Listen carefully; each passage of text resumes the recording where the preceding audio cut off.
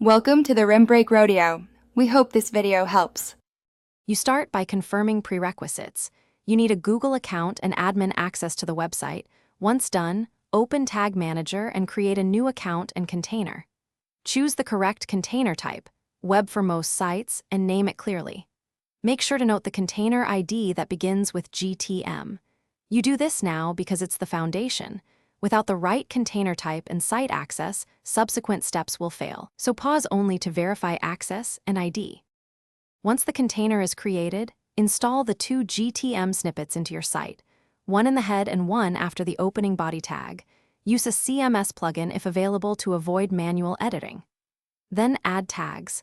Start with a GA4 configuration tag or your analytics tag, add conversion and marketing pixels, and any custom HTML tags. Configure triggers for each tag, all pages for analytics. Click or form submit triggers for events, and save each version as you go. You finish by testing everything in preview mode.